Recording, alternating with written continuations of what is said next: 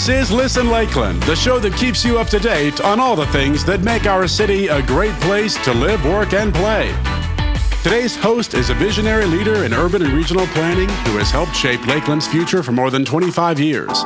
She currently serves as vice chair of the board for Lakeland Vision and has been deeply involved in creating and updating the community's vision over the years. Her career includes leadership roles as executive director of the Central Florida Regional Planning Council, planning director for both the city of Lakeland and Polk County, and director of the Polk Transportation Planning Organization. She's passionate about helping communities look ahead and build partnerships to achieve a shared vision. Here's your host, Pat Steed. Welcome to the good life. Season's greetings. Thank you so much for joining us today. I'm Pat Steed, and it's great to be hosting this month's episode of Listen Lakeland. This show is an extension of Lakeland Vision. For over 25 years, Lakeland Vision has been a voice for the citizens of Lakeland, working with community stakeholders to create a bright future for our city. The community-driven vision for Lakeland encompasses many goals that support a vibrant community with opportunities for a lifetime. With goals that focus on the value of history, encourages citizen participation in government, supports arts and culture, and lifts up the value of public spaces and parks, today's program touches them all. As we focus on an amazing milestone for our country, our 250th anniversary of the founding of the United States of America, and for us, some exciting news to share with you on how our community, the Lakeland community, will celebrate the milestone in a unique and lasting way. We welcome our guest today who will tell us about those plans and events to come. And we're going to begin with Lenora Bresler.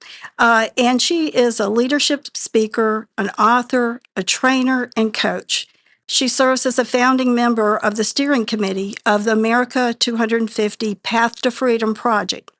Lenora is the honorary regent of the Lakeland chapter of the Daughters of the American Revolution, a Lakeland native.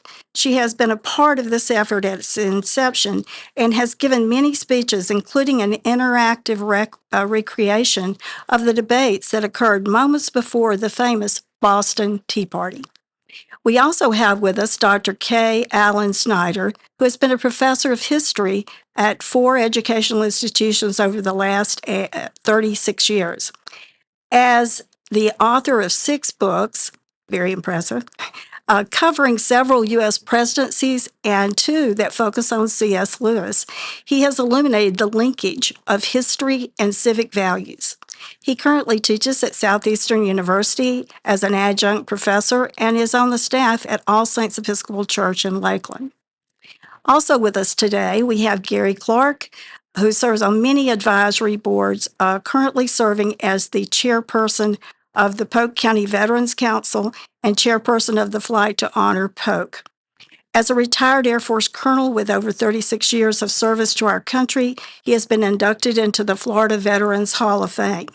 After his service, he worked as the Civil Service Director for the City of Lakeland for 14 years. We're glad to have each of you with us today, and as members of the Steering Committee for America 250, Path to Freedom, we know that each of you have a common purpose, which is why you came together to work on this committee, but also that you have varied interest in this project, and we hope they'll be able to hear both as we talk together about this, because we want to get perspectives from each of you as we go forward. So we're going to start with Lenora as really one of the founding members of the committee and someone who has been involved from the beginning of the project. We'd love for you to really tell us the beginning of this idea and really tell us about the Path to Freedom Project. Well, the beginning was actually the chaplain of the Lakeland chapters of the Daughters of the American Revolution was walking through our beautiful Veterans Park. And she noticed that there was not a monument to the patriots of the American Revolution. There was something to everybody else, but she raised a question. Why? Why not? And that was actually the seed. That was way back in 2021. And so then the Daughters of the American Revolution, along with the Veterans Council, Platform Art, the City of Lakeland, we all started thinking about, well, why not? And let us make that happen. And we're very excited about the America 250 Path to Freedom because it is, to the best of our knowledge, it is the largest, most multifaceted, permanent celebration of the sesquicentennial in Central Florida and maybe even in all of Florida. Probably the most public and obvious part of this is that we have commissioned and will be dedicating on July 4th, 2026, a wonderful bronze life-size statue of an American patriot. And her name is Mary Catherine Goddard. She is the printer, the publisher of the Declaration of Independence. And not only did she risk her own life, because that was a treasonous act if it had not gone our way, by publishing it, but she was also so bold as to place her name on the document on the back. So she is a woman whose signature is on the Declaration. We deliberately picked her because we didn't want to put George Washington or Thomas Jefferson or even a generic Minuteman, because we wanted people to walk up to that statue and think about, what would I have done had I been there? If a knock had come on my door from the Continental Congress asking me to put my livelihood in jeopardy by being an American patriot, would I have done it? And we think she's a wonderful symbol of that. The statue is not only beautiful, but it's been designed by Becky Alt, who is a very well-known sculptor, specifically of lifelike bronze sculptures. Some of her works are even on the National Mall, and she's also known locally as well. But it's not just going to be her work on that statue, because we have local art students, high school students who have competed, and their winning images have been incorporated into the statue. The project is very full-bodied. Not only do we have the statue and the art competition, but we have done 7 of 8 scheduled community forums where we've brought in historians. Dr. Snyder, our own eminent expert on the committee, has done 3 of them.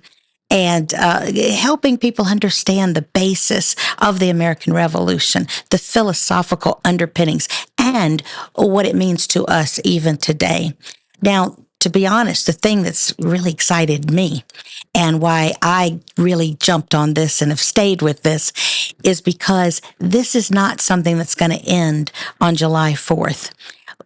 Dr. Snyder has already started writing curriculum about American history that's going to be provided free to all the public and private school teachers in Polk County, as well as homeschooling parents, to allow them to take students on field trips, teaching them about American history, literally by walking them through the park. Because with the installation of this statue, that park will be chronologically complete, from the beginning of the American Revolution all the way through all of the military conflicts, even to the bravery of our first responders.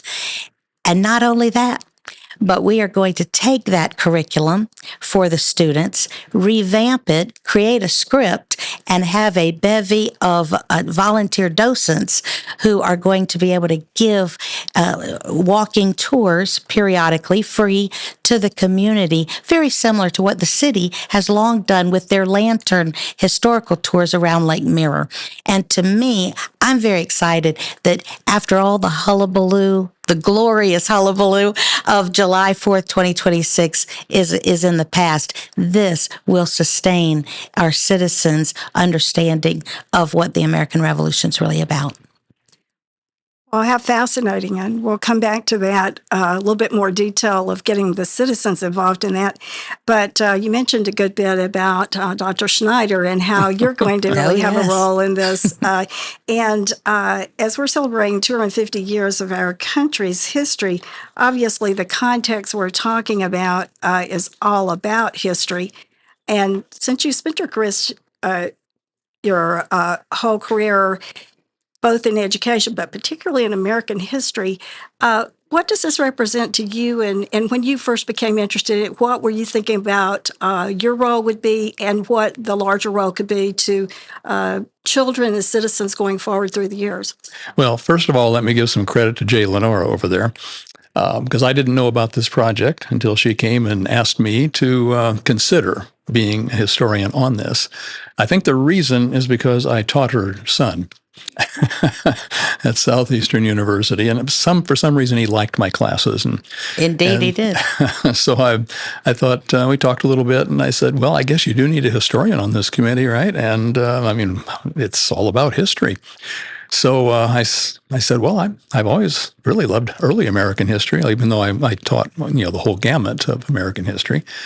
My early days as a PhD were focused on the early years of America, and so it was an opportunity to be able to help people understand. Because after teaching 36 years at university level and getting a feel for what students know, I think they need to know more. We've got people right now, I think, who don't really have a whole lot of knowledge about what America is all about and how it got started. Now, everybody will understand, there was this document called the Declaration of Independence. Well, okay, you got that fact, but what does that mean? And what about everything that led to it? Why do we even have it? What was the whole point of it? It's one thing to have information, but it's something else to have understanding of that information, to be able to take it and kind of, say, okay, now I see why something is. And I see a great need out there for people to understand why. They do have basic facts. Everybody has heard no taxation without representation. But can they explain it? Do they really know what that means?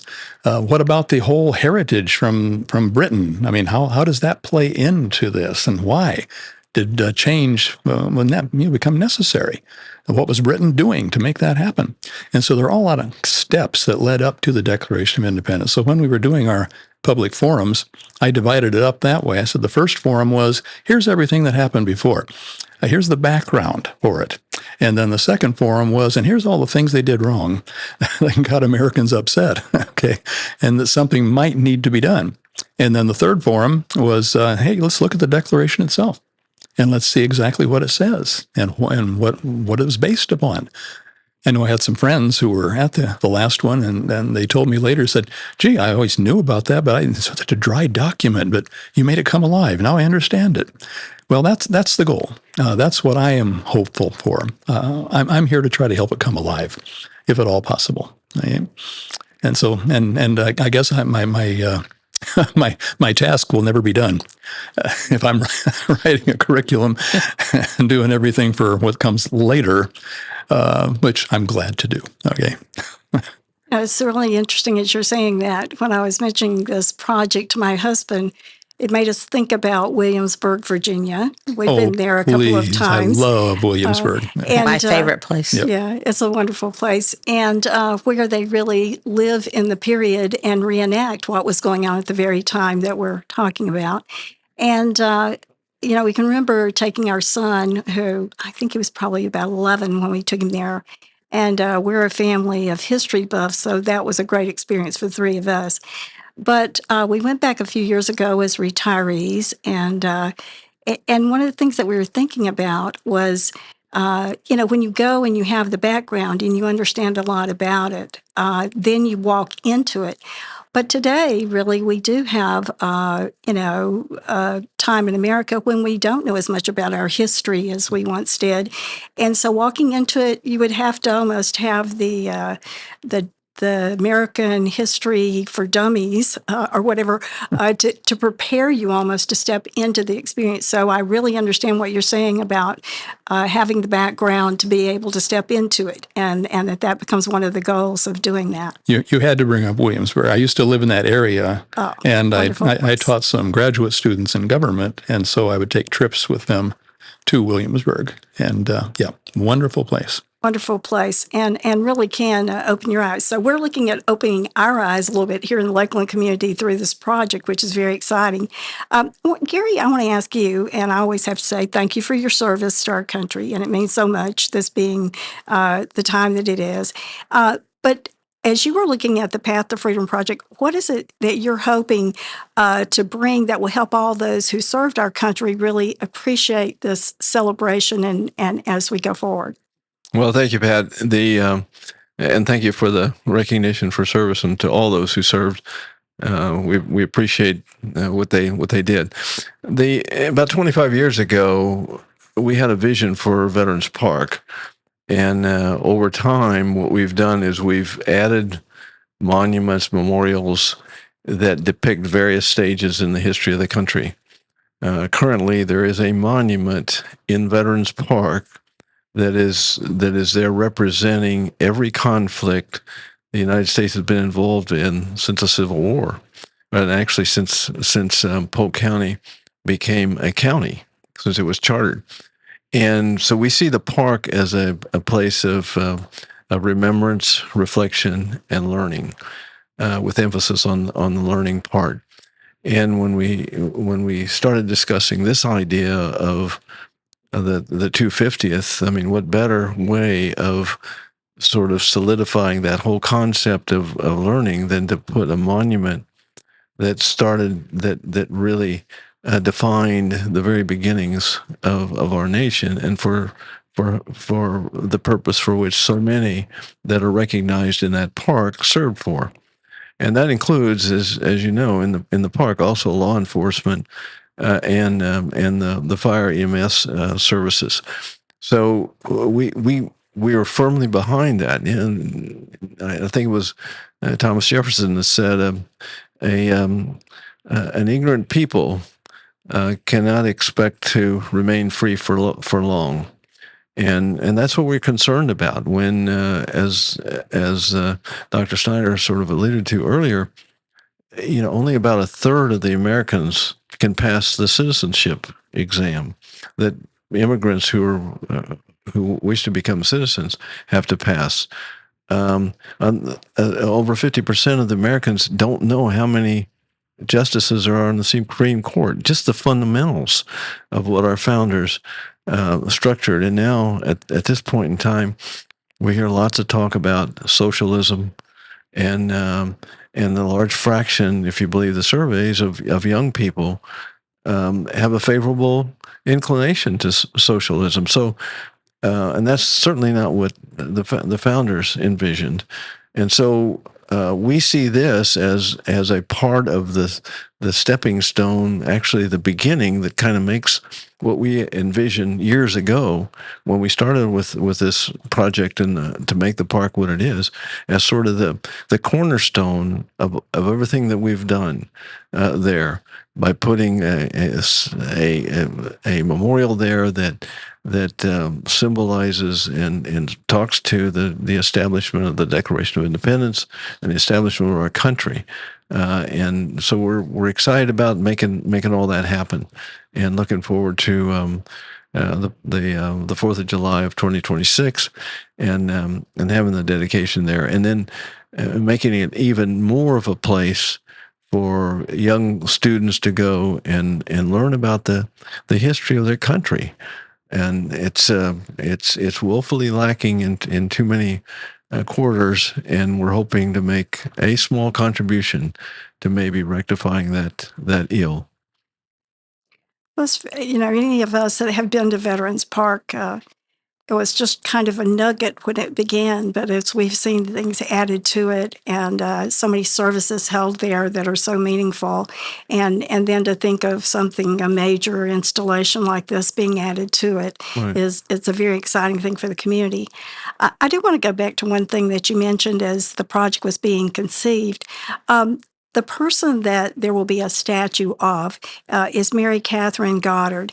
And could you tell us a little bit, really, why she was chosen for this, and the statue and the tribute, the way of thinking, and what you hope people will see as they see her? Yes, we wanted a kind of a common American patriot. You know, we can't all be George Washington or Thomas Jefferson or Ben Franklin or any of the others that we hear so much about. And they should be rightfully admired and talked about. But if it had only been them, we would not have been able to claim our freedom. It took a lot of the common folk. And we are asking the sculptor to place this on a very small base, not up high, so that when people walk right up to that statue, she's going to be basically my height, and I'm 5'2". And so you'll be able to look right in her eyes. She'll be a person, not a monument, not a heroic size, an overbuilt kind of thing way up, but somebody you could look at and say, this is a real person. And we wanted people to look at that real person and let it be a mirror for them, so that there would be some real introspection about, what do I believe? Would I have been willing to sacrifice my life, my liberty, my sacred honor for the principles of America? Do I still even believe in those founding principles? So we were looking for somebody who was not as well known, but someone who was very vetted. For example, there is a chapter of the Daughters of the American Revolution in the Midwest named after this woman. And as a matter of fact, a couple years ago, the Newbery Award, the famous award for children's literature, was given to a book about this woman. So she is well known, but not as well known as some of these others. And she is an interesting person. Obviously, she's a civilian. We thought it was interesting to have a monument to an American that represents the American patriotism, not only of those who took up arms and were fighting in the field, but also those who were fighting in their way, in their vocations, when that knock came on the door, that they responded. Because we all have an opportunity to stand up and be great citizens, even today. And so that's why she was picked as a symbol of that. Well, it's very fascinating. I'd heard the name, but I have to admit, when I heard it, I thought, why do I know that name? But that's interesting also about the Newbery Award for the children's book, because I believe I'd heard her name in that context not too long ago. So one of the things also, when the decision was made, sometimes sculpture is more abstract at times, and sometimes it's very literal. But what was the decision made about this particular sculptor for this particular installation? We have been very fortunate to have Platform Art very involved in this. And Cynthia Haffey is a member of the steering committee. And so it's through her that we have a relationship with Becky Alt, who is the sculptor. And she is very well known for her ability to create such lifelike bronze figures. She's very well known in this area. The last major monument that went into Veterans Park was by her. It's the Spanish-American War monument with the buffalo soldiers on the top. And she's also done work, I believe, for Lakeland Electric. I think you all have a statue by her as well. And so she's very well known in the area, and that's how we got to her. And interestingly, she is very excited about this. She really wanted this to go. She's very happy that we are as far along as we are, and it is going to go, because she really found this captivating, wanted to be a part of something for the sesquicentennial of this magnitude. She has a foundry up in Pennsylvania, and but also a second home in the Villages in Florida, and has recently moved down here. So she also feels like, something that she can do for her new state as well. Right. That's good to know. And when you have companion pieces from a sculptor, those things tend to build on one another in terms of the familiar feel as you go and experience those. She's a known quantity, yes. And that gives us great confidence that we are going to like the final product. And we have seen a model. Of course, we've seen all the renderings, but we have also seen about a 2.5, 3 foot model, and it's looking good. Wonderful. I'm glad to hear that. Alan, I did want to ask you something. We were talking about you were doing a series of meetings or Public forums. public yes. forums. And are there more of those that are coming? Or We do have another one coming in April. I'm going to be sharing in that one. We have a professor coming in that's an expert on Mary Catherine Goddard from Illinois, right? Okay.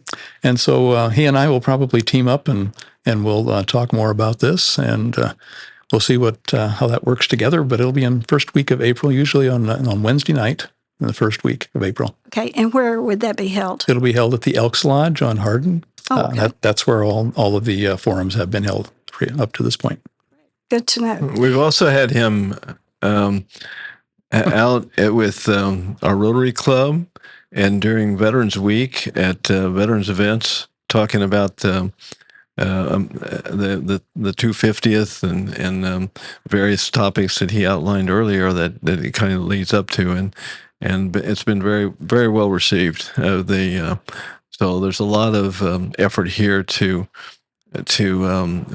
bring to the forefront the things that are going on here, and thanks to all the speaking engagements that we've saddled Alan with. They've kept me very busy. Let's put it that way. Okay. Nothing busy and more interesting than a busy historian. That's right. So I did want to just ask a question. How is this project being funded, and are there other opportunities for people to make contributions to the project? Absolutely, there are. I'm happy to announce that of the $250,000 budget, as we sit here now, we have almost $200,000 of it. And it's coming from, and this was important to us. We wanted it to be not all from, 1 or 2 people. We have quite a long list of patriotic individuals and companies who have contributed to this. The easiest way to get involved is to give through GiveWell, the community foundation. And one of the fascinating things to me is that we're going to have a signage that's going to replicate parchment. And it's going, not all the donors, but the donors of a certain amount, those that give 1,000 or more, their name will be inscribed on this bronze parchment as if they are re-signing the Declaration of Independence. And I think that's just such a nice touch. And it's something that will be there for a long time. We've been talking about children here, right? And the education of children. We like to think that someday at the 300th birthday celebration in Lakeland, somebody will come up and say, look, there's Grandpa, his signature. There's Grandma's company on that recognition. And so we're very happy that we've had such wonderful grassroots support. But of course, we still have some left, and so we covet anyone's support of any amount. But we're very happy about the grassroots that we've gotten. Well, as we're thinking about going forward with this and the information that we have now, we're all looking forward to the 4th of July next year because it sounds very exciting. We have just another moment. Can you tell us how the community can find out more about this project? Sure. You want me? Yeah. Okay. The best way would be on Platform Art. If you go to platformart.org and look for the America 250 Path to Freedom, there's also a standalone website that is called America 250 Path to Freedom.org. And so those would be the best, easiest places. Or frankly, if you know any of the members of the steering committee, pick up the phone and call us because we are very transparent about all this, and we want people to feel very comfortable with their participation. Sounds great. Well, I want to thank all of you for being with us this afternoon as we begin to talk about our future, because we've certainly been talking about 250 years of our past, but also the opportunity to educate our community, to honor those that have served us, and to really honor the history that is there for all of us as we go forward. I also want to thank our listeners for always being with us. We would like your feedback on ideas that we have discussed today on the show. Please go to lakelandvision.org, our website, and take the monthly survey. It always has information that gives us value on how our community is progressing towards meeting the community's vision. I said, welcome to the good life. Listen Lakeland is brought to you as a collaborative project between Lakeland Vision, the City of Lakeland, and Hall Communications, a community working together to provide an exceptional quality of life. Want to watch the show? Check out the video version at lakelandvision.org.